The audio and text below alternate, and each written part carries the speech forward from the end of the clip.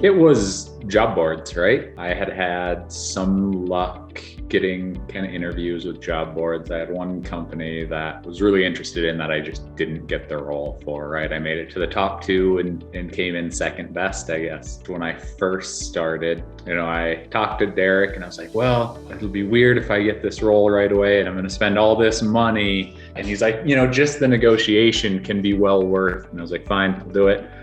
Clearly, I did not take that job and things like that. So I was just, searching on job boards and hadn't really started that much actually. For me personally, when I start on something, I get pretty obsessive. Maybe TV time goes away and things like that, especially during the week. And I just kind of do the 5 a.m. to 10 p.m. slog. And then make sure that I kind of keep weekends open. So I did try to keep weekends open because that's important to spend time with family. So I think I only got 4. So the one I thought I would have, they said, hey, we think you'd be a better fit for this job. We want to move you to this different role, which we think would just use your skills better. And I just pulled out of the process. And I was just like, no, I'm not going to do it, right? Like we're close enough. So I had these 3 concurrent ones. And then there was a long gap in there, right? Which was terrifying, but I think ultimately worked out for the best because I needed some time. So there's 2 jobs, right? And it's still kind of up in the air. It really depends on the financial portion of it. One I got through direct outreach from the top 25 companies, where I just emailed, LinkedIn connected and messaged with the COO of the company. And then the other was through automation. But automation worked and we got on a call and then kind of took off from there. A little bit, yeah. There's definitely some things, especially the speed to interview and, drawing out with 700 interviews across all sorts of people. I know there's some gaining consensus that's required in business, especially at these higher level positions, and you could streamline that process.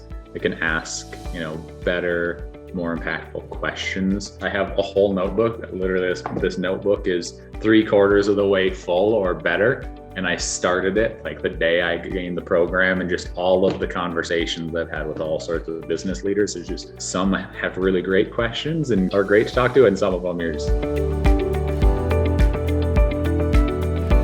follow the process and commit to doing some work every day. You don't have to light the world on fire every day. I came in early, just guns a-blazing, right? Like would spend all the time I could on it. I think is important to get through like the trainings and all of those videos. And then it's kind of more of a slog, right? You got to get up, you got to do your LinkedIn, you got to, check on your automation.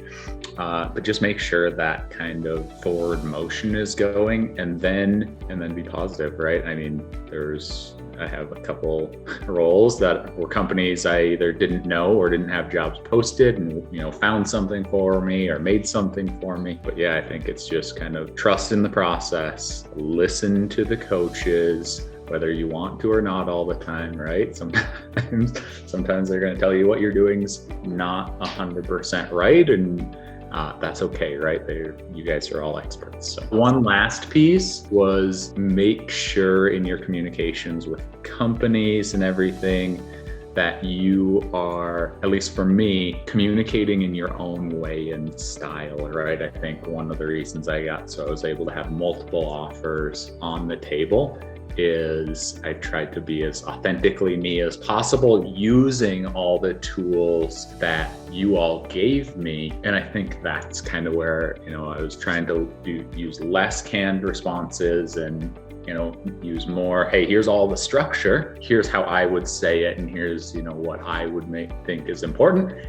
And I think that actually helped, right? Kind of get me further to the finish line. So then when I was talking in person and I'm speaking through email, they're congruent, right? And I think that it helped. When I looked at the program and and, started thinking about it, the cost seems high, right? That initial investment is, I don't know that it's high for what you get, but when you've never even looked into it, you're just like, oh, I have to pay this much money, right? And, so that was a little scary at first, especially when you haven't actually worked with the coaches and haven't done all the things. But I would say it is 100% investment in your growth, not just the job search portion of it, but in your communication skills, in your confidence to be able to handle tough questions and objectives. I think that stuff actually is going to probably even be more impactful. That, I've gone through some of those cycles of dealing with harder negotiations or dealing with people's objectives long-term to my career than even the true, like, hey, I got a job portion. There's a lot of those skills that I think will translate long-term in business.